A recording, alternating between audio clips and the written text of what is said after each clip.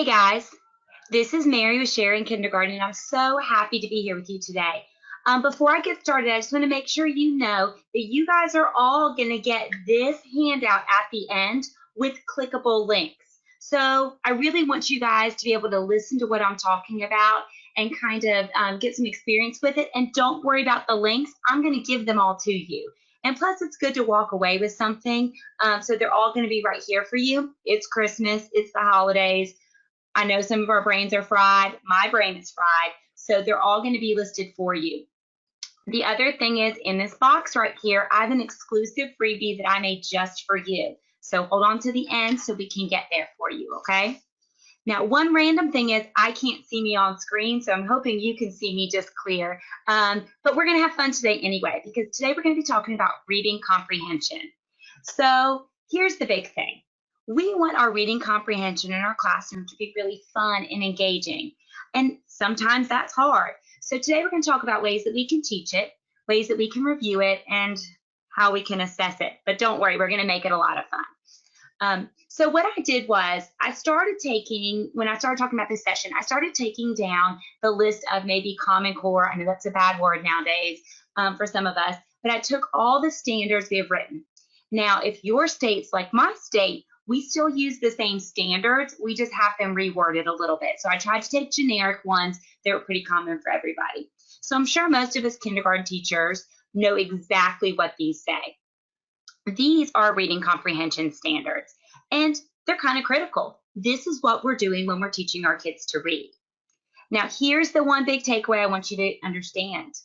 With kindergarten standards, as well as first grade standards and most other grades, these contain verbs. That means we want kids to be doing things. We want them to be doing specific skills so that they can be gaining their reading comprehension. The big thing about these younger learners is we don't want them to have to do it by themselves. Our standards specifically state with prompting and support, maybe some fancy terms, but you get the idea. So we're going to be prompting and supporting our learners and our thinkers, and we want them to be doing things. So what I did was I took those same standards and I highlighted with colors, because I'm a colorful person, the things that we want our kids to be doing. We want them to ask and answer. We want them to retell, identify, recognize, name, define, describe, compare, contrast. And I love this one, actively engage in reading groups with purpose and understanding. So when we think about what our kids should be doing, well, the standards are telling us we want our kids to be doing these things to comprehend reading. I don't see a lot of listening here, but we also know listening is going to be involved. I have to tell on myself. Way back when I first started teaching, I made a lot of mistakes. And I don't want to act like the perfect teacher, because I absolutely make mistakes now. And I think I'm in good company, because as teachers, we're lifelong learners and we all make mistakes. What I love is that we're here today and tonight because we want to learn more. We want to get better. And there's no shame in that. My number one mistake as a new teacher is I did not give my students enough time to read daily. It just wasn't integrated into my classroom, because when I first got my kinders, they didn't even know how to hold a book. And I just did not give them that time to invest in a book. Now I know, as a more veteran teacher, that books in the hand is quality time with a book, and it is vital. You are not going to grow readers in your room if you don't give them time to read. So I have to make sure that I give my students time to read. But I have to tell you, especially if you're a new teacher, this can be painful. Your kids are not supposed to walk in the door and know how to hold a book and know how to turn a page and know how to track text. So a lot of times in the beginning of the year, my kids are reading and it doesn't really look like reading. And it can be painful. You feel like you're wasting your time, but you're going to see it slowly clicking. All those things you're teaching, it's going to slowly click, and it's going to do it at different times for your students. And you're going to watch it and you're going to be like, oh my gosh, we're not wasting time. This is super valuable. So it will happen. So now I take advantage of every moment I can to give my kids a book. This is a picture of me on a field trip, on a school bus, and look what's in my bag. Why not? I'm going to bring books. They don't have to read them. Some kids do get motion sick, so I'm of course not going to make them. But I want to give my readers every opportunity to read if they want to. I can't promise they're all going to have a book in their hand at home, but I can promise you they're going to have a book in their hand in my classroom. So little tips like that really kind of helped me become a better reading teacher. So along this presentation, I'm going to show you some simple solutions, hopefully to really help you. All right, so my simple solution one that I had to learn as a new teacher was I had to grab reading comprehension tools that made sense and that were easy to use. Unfortunately, I didn't really learn how to teach reading comprehension in college very well. So when I came out of college, I really had to beef up my game. And I had to find tools that made sense to me and that I could teach my kids. We know that tons of books are written about this subject, but if you're not a lower elementary grade teacher, it may not apply to you. So I had to find tools that really helped my students. So today we're going to talk about teaching reading comprehension using 7 Keys of Comprehension. This book really changed the way that I taught reading comprehension, and it made sense. We're going to talk about reading strategies in general and then reading structure. So please know that the purple tab and the blue tab are different. We're going to talk about what reading strategies are, and then we're going to teach you talk about reading structures. So that might be a little bit different for some of you guys. Okay, so this book, Teaching Comprehension Using 7 Keys, was really good because it really made me think, how am I breaking down reading comprehension? I really enjoyed the book. You can see the reference to it at the bottom, but let me give you some of the big takeaways from this so that I can kind of give you the cheat sheet. The first thing they talk about was sensory images, that good readers can create these senses in their head. They can hear it. All their senses are involved in what they read.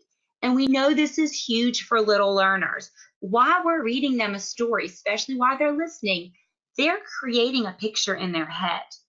And now we know that young learners really like picture books, but when you start reading the book before you show them the picture, you're really allowing them to use their senses. So we want those pictures to form in their head. We want them to smell things and taste things and see things and have feelings. And some of those are going to be authentic and some of them are going to be different for each kid that happens. You know when you're reading and your kids are getting it when you tell that joke and they laugh at it, or they can answer the smallest details of the book and they can even guess what they think is going to come next. You know you got them hooked. Well, as all good teachers know, we can also tell when they're not getting it, when they're not showing interest in it. They can't see what's going on. They can't put it into words. They're like, I think there was a bee in the story. There's no bee in the story. And they can't describe the characters in the setting, and they don't know what's happening. So these are different things. Now, the pictures are the top is donuts that we made in my classroom. When we read the book, If You Give a Dog a Donut, some of my kids had never eaten a donut before. So we made donuts in my classroom and we got to eat donuts with it. And if you read the book, yes, I gave them apple juice.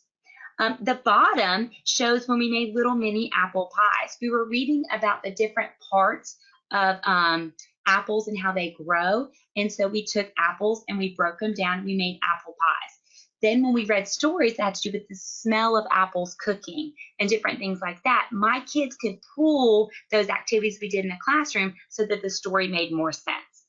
Now, of course, we all can't do this due to food allergies, but when we can, why not do it? Here's another idea, and we literally did this last week. I wanted to pull some ideas that were thematic, but I also want you to branch off and know you can do this on your own. I just took some sentence strips. And then you can see the little gingerbread or die cuts of what we had in my classroom. So what I did for this was I took sight words that we were struggling with and I made sentences on our theme, which was Gingerbread Men. And then wherever the word gingerbread was, I couldn't write Gingerbread Man out each time. So I did write gingerbread each time. I would cut the sentence strip so I could put the describing word in front of it. Now those gingerbread men are actually blank. And we read the sentence with the blank there. We just say, we had a blank gingerbread man too. And I want my kids to describe their gingerbread man. And as they describe it, I write it on the gingerbread and stick in the pocket chart. Well, as we describe our gingerbread man differently, the whole tone of the sentence actually changes. So we might have a sweet gingerbread man, or we might have a crumbly gingerbread man, or we might have a golden gingerbread man, or a crisp gingerbread man. So as we're changing that detail, the whole sentence changes. And it's really cute because I know when my kids are getting it, because the tone in which they read the sentence with me starts to change too. Now this works for everything. This week we did the same type of sentences, only we did Christmas trees, and I used Christmas tree die cuts. You can do this with snow and snowflakes. You can do this with Valentine and hearts. You can do this with tons of different things. But this is a good way to do reading, adding describing words, which is another standard for us, and just tons of standards. And my kids love this. I love when they start integrating really good describing words. And a big thing with this is that a lot of times they're grabbing the describing words that we're using in some of our gingerbread stories to create these sentences. Okay, here's another example. I don't know if you guys have ever read Alice the Fairy by David Shannon. Huge David Shannon fan here myself. But if you look at the top picture, the first thing I do is I read Alice the Fairy to my kids, and I have them all on the carpet covering their eyes. I read the story. I keep the title page, the cover, everything concealed, so they are drawing an image of what they think Alice the Fairy looks like in their head. So you can see this child drew Alice the Fairy as they think Alice looks. Well, they're using all those senses to create that picture in their head. They think she's a fairy. They think she has wings. That's what they think Alice looks like. Well, then we stop. I do some little movement because they're 5.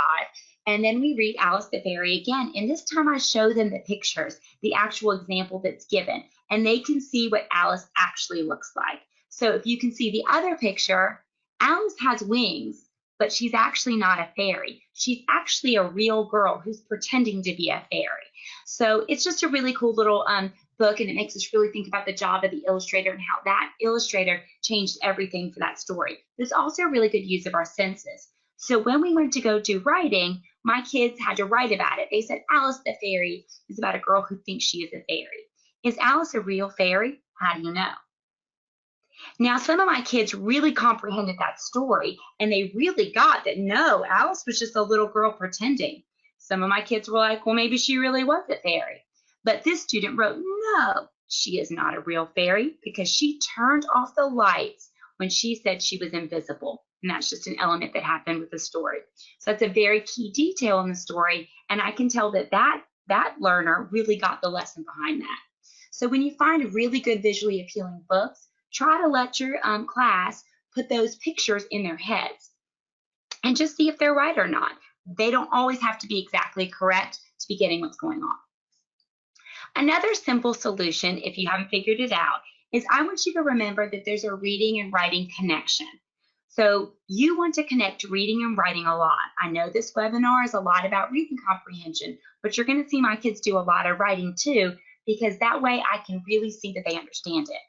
You're also going to see that I'm integrating a lot. Guys, we don't have time to waste in the classroom. I want to integrate. So I'm going to cover as much as I can possible with overlapping lessons. I can talk about many things at once because that really helps my learners. All right, step number 2 was a lot of background knowledge. And here's the other truth. Not all of your kids are going to come with the same knowledge. We've got to pull the background knowledge they have, and we've got to develop the background knowledge they don't have. So good readers are going to know some things before, during, and after. If these readers don't have these things, we're really going to have to work on that. But if they do have prior knowledge of the subject, it's really going to help them. All right, so what have you seen or read? What are your experience? What are your interests? What layers do you have built? So a lot of this is how you can apply that text that you're reading to yourself, how you're going to apply that text to other texts, and how you're going to apply that text to the world.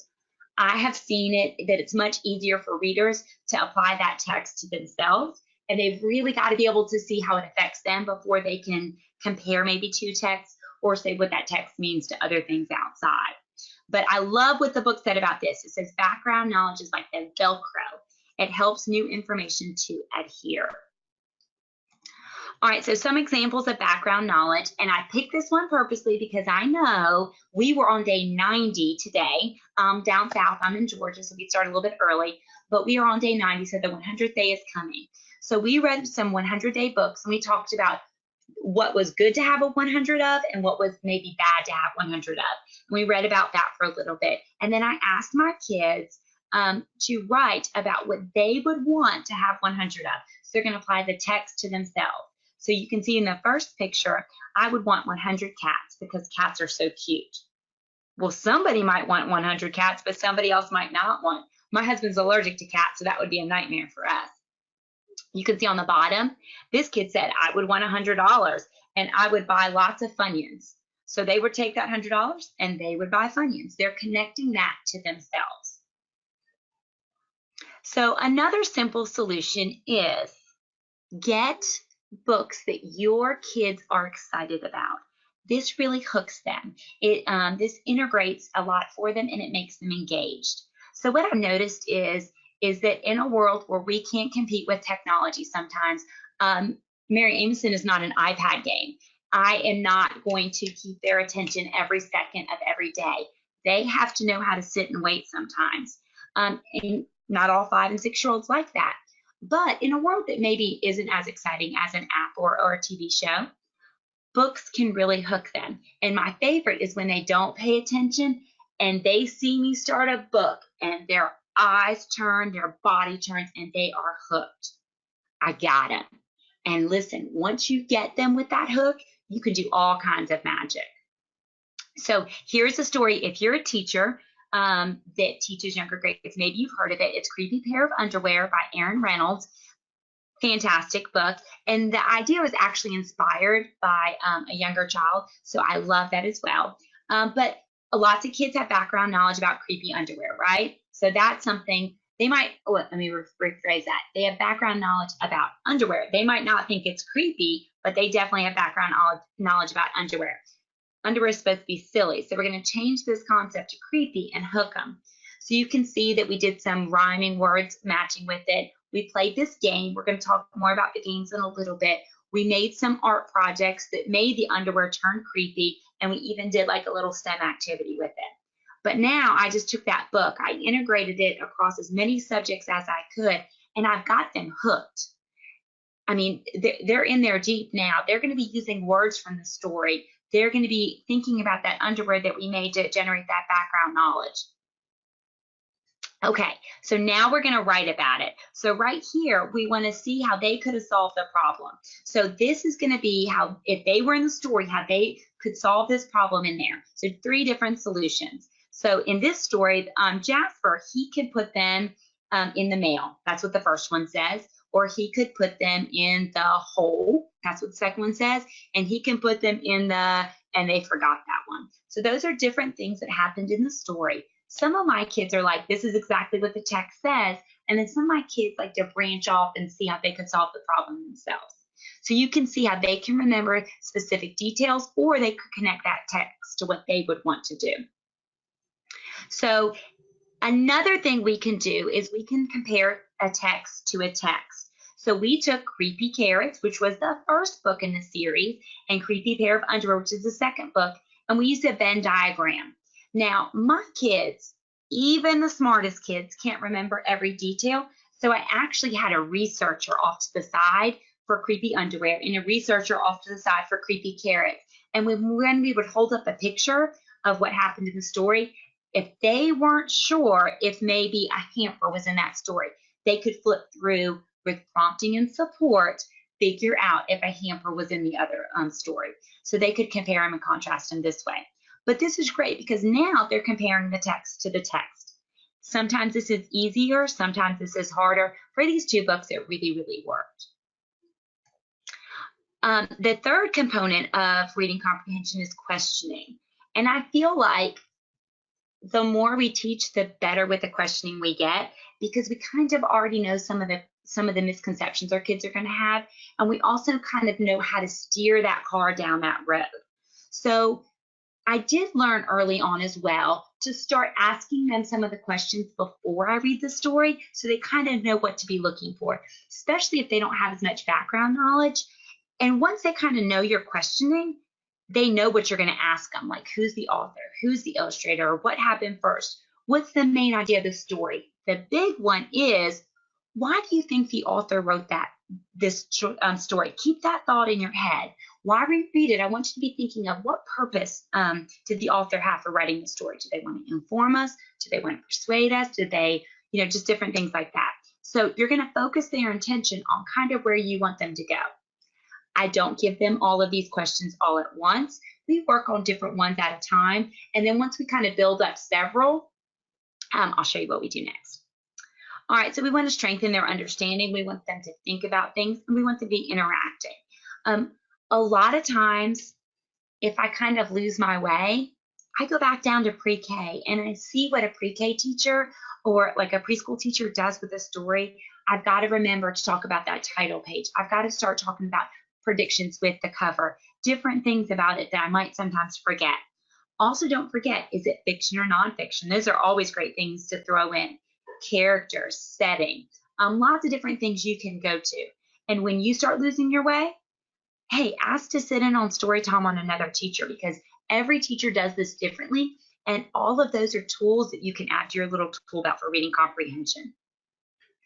So recently we did, like I showed you the Gingerbread Man, we did some book comparison. So I just put this little grid up on our smart board, and you can see we did some different stories for the Gingerbread Man, and we compared them. We talked about the character, the setting, and we did the little rhyme in it, like what does he say? Run as fast as he can, and then what happens at the end. We broke it down like this so we could do a different story every day. My kids knew all the questions we were going to ask because they were all up there. And literally, as we were reading, we would stop and like we'd add another character. Or a kid would raise their hand and say, I think I know where this story takes place. And we would put it up there. Now, notice the question marks. We don't have to be sure of everything. In the first Gingerbread Man story, we think it was on a farm, but we're not really sure. That is our best guess. So don't think it has to be perfect. You can be thinking along with your learners, and that's perfectly fine. So I hope this idea kind of appeals to you, because you can easily do this on your own. Another one that we're going to be doing very soon is if you take a mouse to the movies. I give my kids lots of open-ended writing prompts, or they can pick which one they wanted to answer. So on this one, they could pick, would you want to take a mouse to the movies? Why? You tell me what your thinking is, or would you not want to take a mouse to the movies? I really like to see their answers. You know who gets the story based on their answers, because they're going to usually pull a detail out of that story that probably drove them nuts, and that's the answer they're going to give them. Guys, you can do this with any story. Now, I love to do art, so I slap an art project on top of it because I think that's always good for kids, but you can see how this concept goes. Another idea I have is to play a really simple reading comprehension game. They're fun, and the students don't even have to know that you're assessing them, and that's a big key. Your 5-year-olds, sometimes they just want to play a game, or they just want to talk to you. They don't want you to be sitting there saying, oh, did you get this element or this element? Trick them. Trick them, because you're going to get a more accurate assessment. All right, so let me give you an example. This is a book called April Foolishness. It's pretty easy to find. You can get it through Scholastic or wherever. It's really good for April Fool's Day. It's also really good for any farm theme you might have, or like producers and consumers type book. So you can see that you're going to have a game board. You're going to have that little baggie over there has questions in it and has some Unifix cubes. Now, what I did was I went ahead and I pulled out the one we did this week. So I hope you can see this on the screen. But we read the book Santa's Stuck, and I just taped this down on this magnet, so hopefully it would show up on the screen. So what happens is that my kids get to answer a reading comprehension question about the story after we read it, and then if they answer correctly, they get to roll the dice. They all start right here. If they answer correctly, they get to move that many spots that they rolled. And they're literally playing a game. They're having so much fun with this. And I've noticed since I started playing this game, my kids are even more alert while we're reading the story. My other key is this. If they didn't do a good job listening to the story, I try to make this a listening center they can go to, because they might want to go back to it. All right, now here's the key to assessing. I keep a class list next to me, and I just covered up my kids' names so you couldn't see them. And I literally put a check if they get their reading comprehension question correct, and an X if they get it wrong. So I'm keeping up with who's comprehending and who's not. I end up putting this just in a grid, and I put the date and the name of the story and how many they got correctly. So the first one you can see March. I would put 3 out of 5. That's how many they got correctly. I also pay attention if they know who the author is, the illustrator is, all those things I might have to specify on a report card. And you better believe it, if a kid is always missing author, I'm always going to ask them author. If they're always missing illustrator, I'm always going to ask them illustrator. Now, I'm actually assessing, and they have no clue I'm doing it. They know that they're playing this game, and this game is fun to them. So that's what I want to do. Oh, yeah, and let me tell you this. This game board you're looking at right here, that's going to be one freebie I'm going to give you at the end. So if you want to try it and see what it's all about, don't worry. I got that for you, okay? All right, let's keep moving along. I know your time's valuable, and I don't want to waste it. So as we get more into reading comprehension, we're going to be talking more about drawing or making inferences. Now, some of your kids can't do this right away. Don't think they have to do this immediately. You're going to see that when that background knowledge starts to develop more and they kind of know basic things about the story, you're going to see them being able to draw or make inferences much easier, okay? They're gonna seek to answer questions. They're gonna be able to draw their own conclusions. Like they're gonna be reading that gingerbread story and they're gonna know something's gonna happen. If it doesn't happen the way they think it is, that's gonna be a twist, like a plot twist, and that's gonna make them even more excited. And you're gonna see them start squealing and like, oh, I didn't see that coming, because they made that inference in their head of what they thought was gonna happen, and then something different happened, okay? They're also gonna see deeper connections in the story.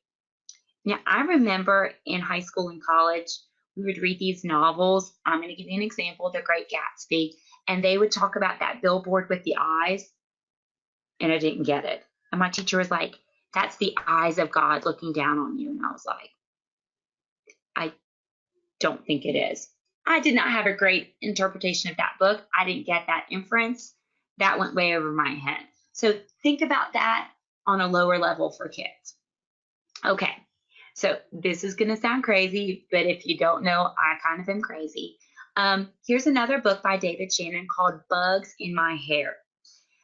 Some kids may not have a lot of background knowledge about some things, but they might have background knowledge about some lice. This is a really funny story about a kid who gets lice in his hair, and it's told by David Shannon, so it's super cute and funny. I do keep this book around because kids do get lice, and if they don't understand it, it's funny. And if kids have ever had lice, it's funny. But this cannot let them, like tying this into their background knowledge can really go beyond the pages. We're not doing this to embarrass anybody. We're doing it to make them laugh. And usually my kids are giggling by the end of it because the kid in there is scratching his head. He can't get rid of it. The mom's going, ah, it's a big to-do. But different things like this, you can hone in on almost anything through great books. We want our reading to become more than just words. We want to make it an understanding. We want to have our kids give us that look and that body language and that tone of voice that means they connect to that book. I know some of you guys are thinking, I'm never going to read Bugs in My Hair, but anytime I pull it out, my kids get addicted to it. So it's one of those books that kids love. All right, another simple solution that sounds simpler than it is, but this is something I didn't realize for a number of years, and I just want to share what I've learned. Whenever we have a unit for the week, I want to tie in a fiction book to a nonfiction book. It's a great way to do some comparisons. I can usually tie in a science or social studies element that way. It's great for comparison, and you're going to have kids who want to learn about a topic, but some kids are going to like real books, and then some kids are going to like make up stories. So if you get both of those, you're going to really hone in on some good knowledge. So let me show you what I mean. In the spring, I love the book The Perfect Nest. If you have never heard of it, there's a cat, I think his name is Jack, and he wants to make omelets. And he makes a nest so that some animals will lay some eggs in his nest, and he will get to eat the omelets. Well, I think a chicken, a goose, and a duck all lay an egg in his nest, and he's thinking breakfast, lunch, dinner. He's so excited. But of course, there's a plot twist in here. It's a super, super cute story. You must check it out. It's great for right around Easter when you're talking about, I don't ever know how to say the word, but the word that means they come from eggs. So that word, when you talk about the that title. Another great book you can tie in is The Best Nest. Now that story in this case is not quite fiction. We got a little bit close. I didn't quite have a great picture to show you for both, but these are two different stories that you can draw a lot of connections to. We can read these. Now my kids can't read The Perfect Nest by themselves, although it has great vocabulary words in it. They can read the Dr. Seuss version of The Best Nest, and then I can tie in that nonfiction story I was talking about to talk about animals that lay nests, how they make animals that lay eggs, how they can make nests, how they protect their babies, different things like that. So it's a lot of fun. And they would probably figure out quickly that Jack is not going to make a nest, and that a goose, a duck, and a chicken would not lay an egg in one nest. But it's super fun. So we're going to tie into that perfect nest.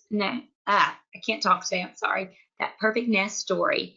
And we're pretending now that we are the duck in the top corner, but you can see they're different prompts. And why would you want Jack to be your mommy, or pretend you're the farmer? What would you think if you saw a cat taking care of beef babies, or just different sentences with that? I always like to give my kids different ideas of what to write about, because I've noticed that if I have a small group of kids working together and I have a kid who doesn't like to think for themselves, they will be delighted if somebody else at that group does all the thinking for them. But if each kid at my group has to think about something different of the story, they have to use their own brains. So if that tip helps you with a certain learner that you might be struggling with, there you go. All right, other ways with games that you can build inferences, especially for Eric Carle books, use similes as prickly as a and fill in the blank. You can do this on a pocket chart. You can use his books to tie them in. You can do as quiet as a, as grouchy as a, all those different things, and pull different elements out. So they can be as quiet as a dragonfly. They can be as grouchy as a hamster. You know, just different things. And the kids start giggling, because then they'll be like, whoever saw a grouchy hamster? And you'd be like, well, whoever saw a grouchy ladybug? Another thing you can play is that headband game, that you can put a headband across your head. That also works really well with a sentence strip and paperclip. And you can just use pre-made templates, play in a small group, but you can have different community helpers up. And of course, the person wearing the headband doesn't know what card they have up, but they have to ask questions to try to guess what's up there. So think about if you were doing a unit on Arctic animals. You would have an Arctic animal up here, and you would have to ask questions about the Arctic animal that you have up there to figure out which one it is. You could do this with anything. You could do this with characters in the story. You could do this with letters, numbers, whatever you want. Also, go back to that idea we talked about with the pocket chart. Remember how we put a pocket chart up and we knew all the words, we added describing words? Well, if there's vocabulary words in the text that kids don't know, write it up on a sentence strip or a chart paper, and take that word they don't know and try to substitute it out with other words they think it means the same as, and see if it works that way. You can reread the sentence a few times to see if that puts the right picture in their head. I've noticed that when we have words that my kids should know, that skill kind of helps them to broaden their vocabulary. And then once we figure out what that word that we don't know means, we try to use that as many times as we can for the rest of the day. All right, determining importance. So here's a tough one, the key idea. Sometimes your readers think the important part of the story is completely different than you. So you got to work on that.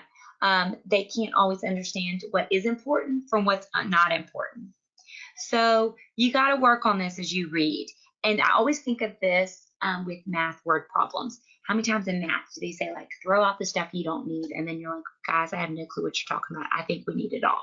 So you want your kids to start reading things and determine what's details and what's like a full element. So a big thing you can do with this is decide the purpose of this. Is it to entertain us? Is it to persuade us? Is it to give information? You can search for information while you're reading. And remember, go back to that idea of giving them specific questions to keep in their head.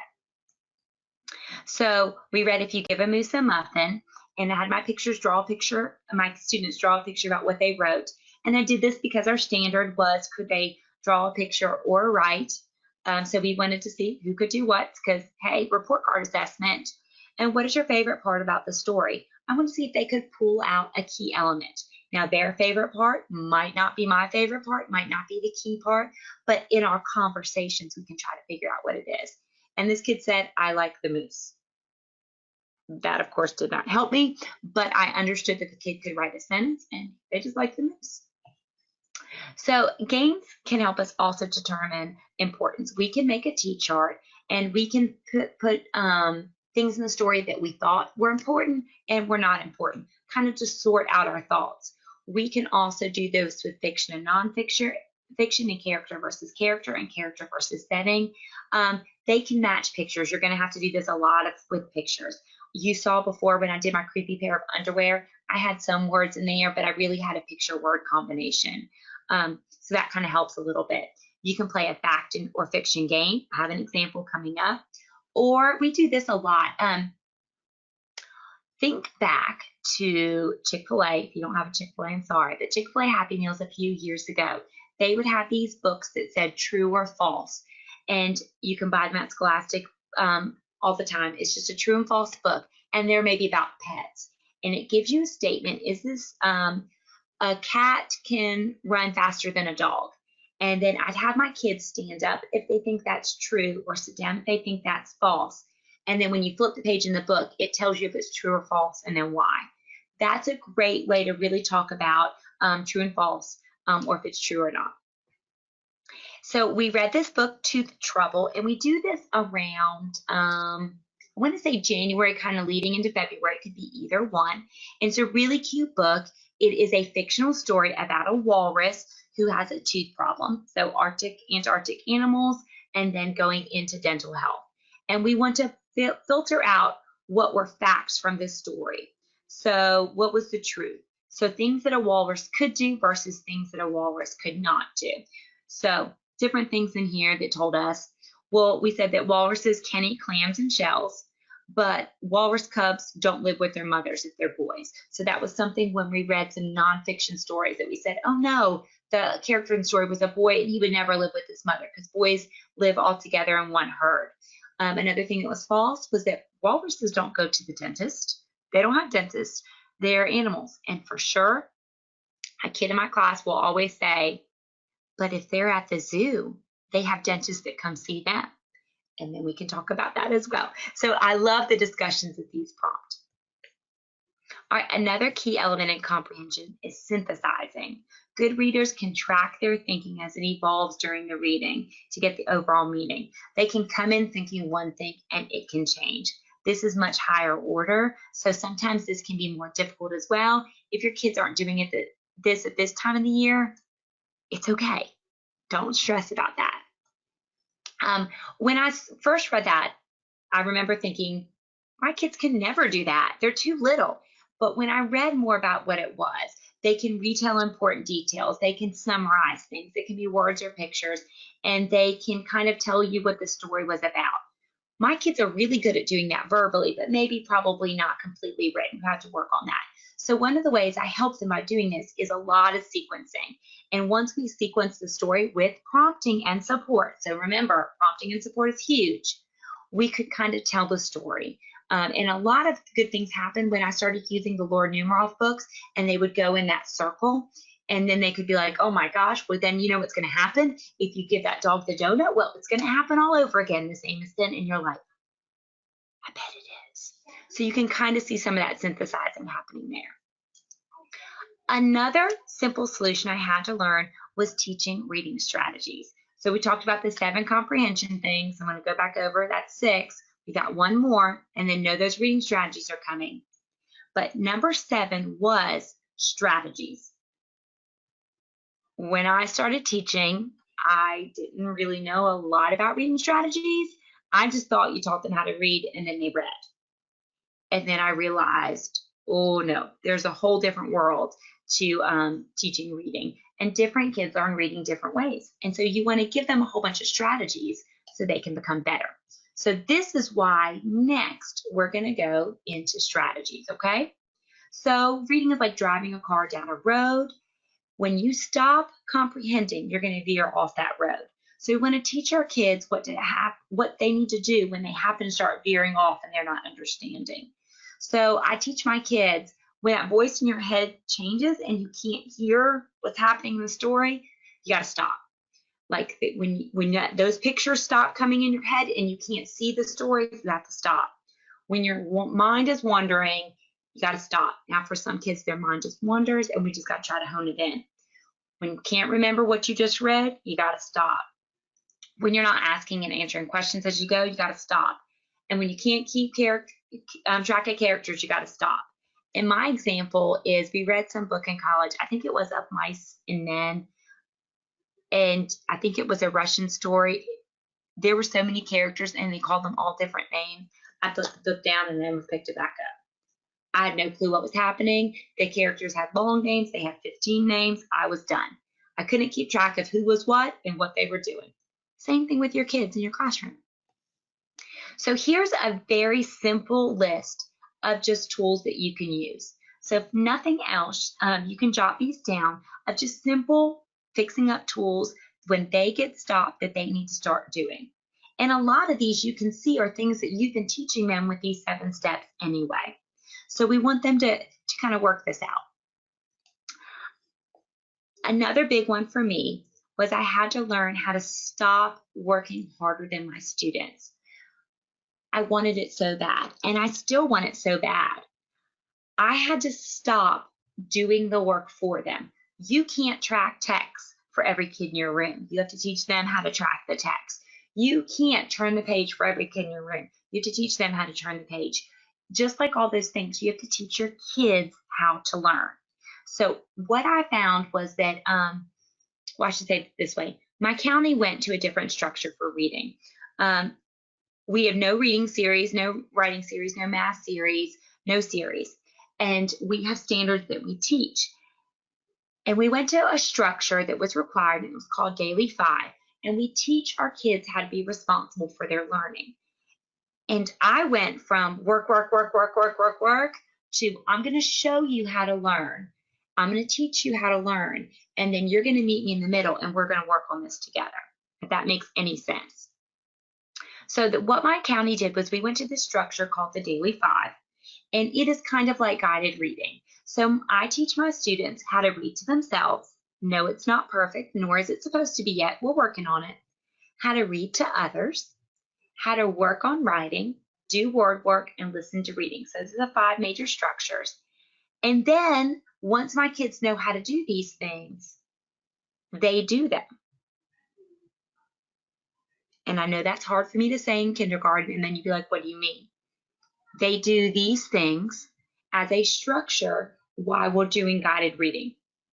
All right, so let me show you how this works in my classroom.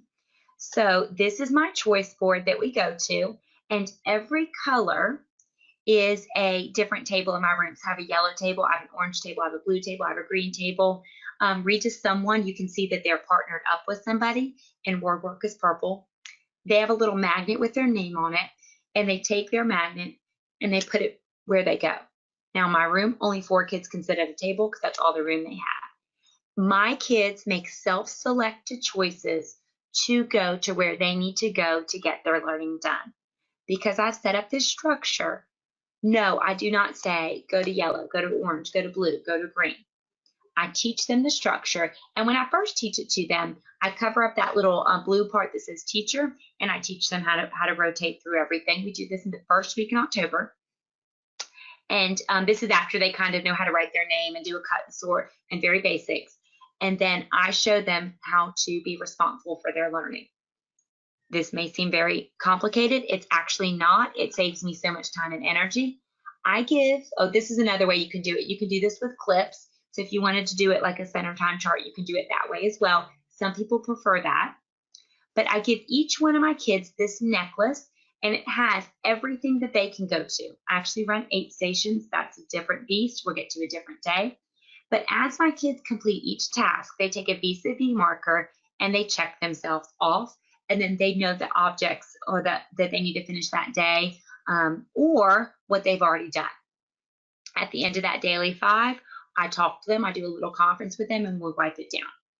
I know that this scares a lot of people, but what I found is that a good chunk of my kids don't need me on them all day. A good chunk of my kids need me to let them pick a book up and read it, start writing a little bit. They need to go listen to reading a little bit more. They need to read with somebody else. They need to be doing all those elements to make them better readers, and they need me to leave them alone. Now, of course, they meet with me because you can see the teacher station. A few kids, I have to really kind of force them to become more independent because they like to buddy up and be right next to my side. And a few kids that don't like to do what they need to do, they do struggle with this a little bit, and we teach them to become more independent. People say, hey, Mary, do you care if they don't finish everything? This is only my opinion. I would rather get 100% effort from maybe 3 groups, and you do those well, than 50% effort from all 5. I want your best. Your best might not be fast. It might just be your best. And I'm actually okay with that. I set my kids up for success. And actually, if you're maybe a higher learner, you would have more time to go listen to reading or read to yourself or read to someone. If it takes you a little bit longer to get things done, you might have a little bit less time. You might need a little bit more time with me, or you might need a little bit more time working on writing or doing other structures. So I'm going to go back and show you this again. This is a daily 5 structure that you can use for guided reading, and I do love it. It's a requirement for my county. I have no problem with that. I really think it's a good thing, even with younger grades. To prep for this, I did have to level my library. So you can see that I have some level books that kids need. And I just got a bunch of books through Scholastic because I had points and they were free. So I leveled them that way. But I still keep themes. You can see that at the bottom. So I took this picture on purpose because even though we have reading levels, we also have themes that we can pull from, and I don't care. If my kids can't read that reading level, they make the story up in their head. Again, remember what I said in the beginning? I'd rather them read and it not be pretty and it kind of be painful in the beginning, but then put forth the effort than to do it perfect. I can get them perfect at the end, but I need them to be having books in their hand. Here's another thing that we need to talk about: reading strategies. Reading strategies are one of those things that I teach all the time. Now, this time of the school year, I don't have a ton of reading strategies up, but starting in January, when my kids really become really, really good readers, we do a different reading strategy every week.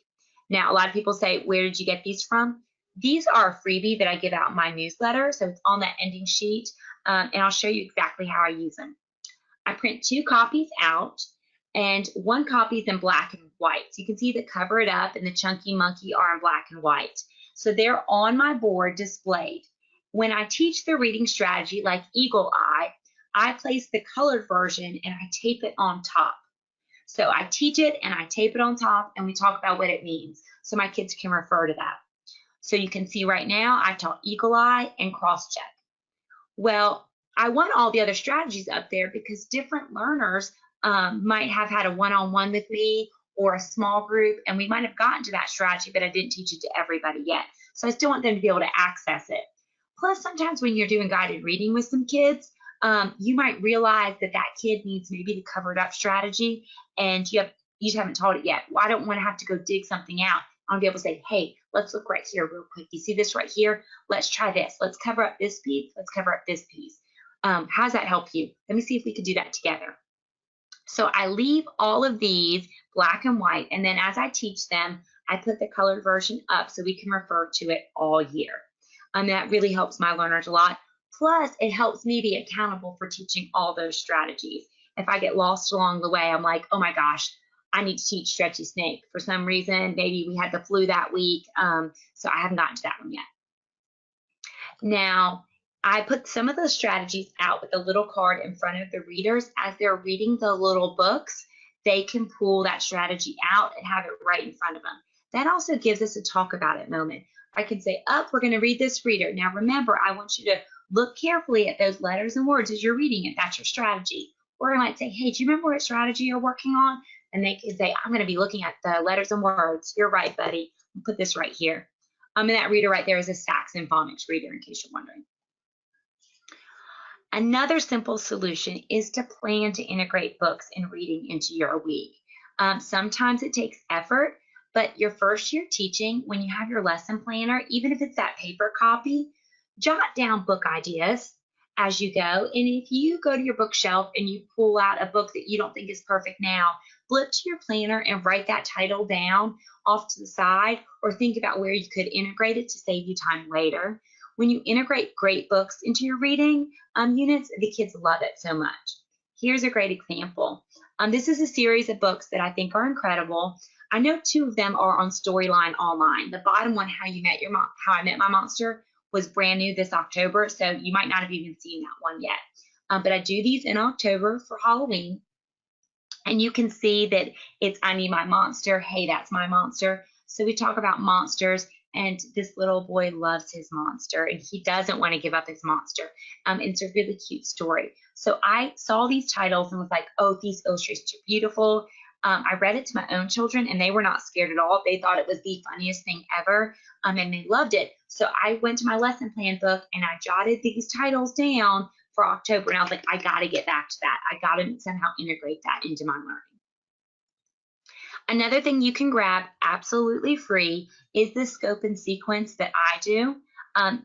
It's literally clickable, so you can see everything that I do week by week, what is in my big plan, including what books we're reading for ELA with literacy integration. It's right there, so I can kind of give you some tips with that. A lot of teachers tell me they download this, and then when they get to that unit, they kind of see what books that I say I like. And even when they do a Google search, they can sometimes find a book that they have at their library they can tie in to that subject as well.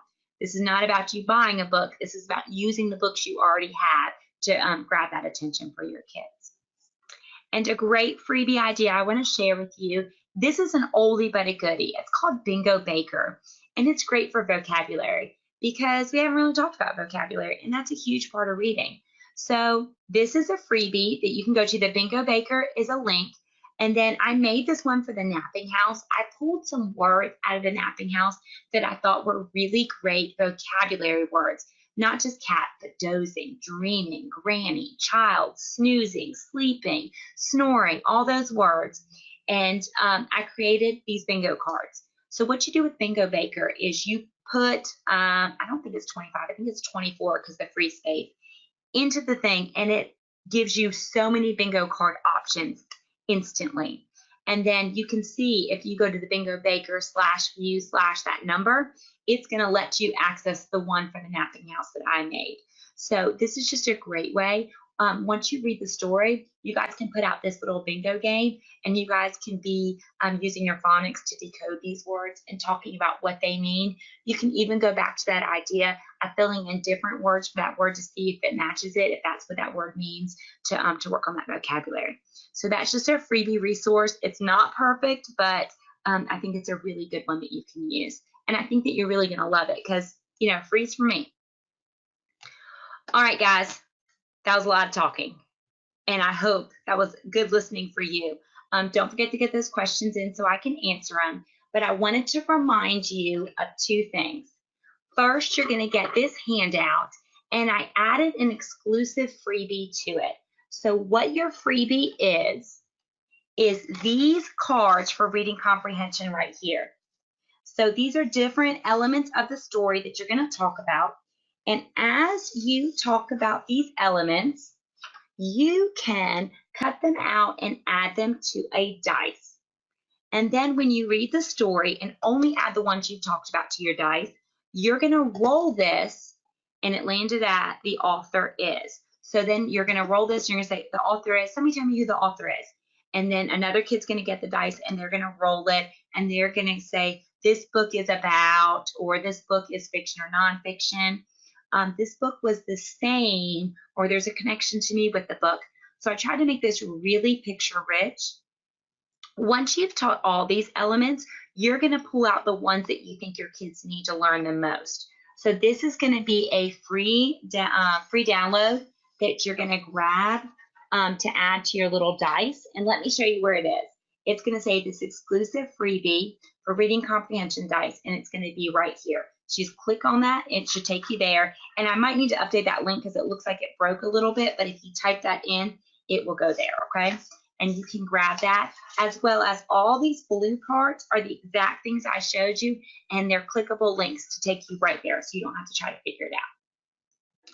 All right, so I am done on my end. I hope that I can answer some questions for you if you have any on them for me, okay? All right. Thank you very much, Mary, for such a great presentation today. I'm going to give everyone just a second to write in any last-minute questions that they have for you. But while we're waiting, I just wanted to give you the opportunity to answer the question that I ask everyone. What is your favorite holiday treat, Mary Amoson? Okay. I really love those Little Debbie Christmas tree cakes, like a lot. Like with sprinkles on the top and everything? Yeah, like there's nothing redeeming about them, but you eat them anyway.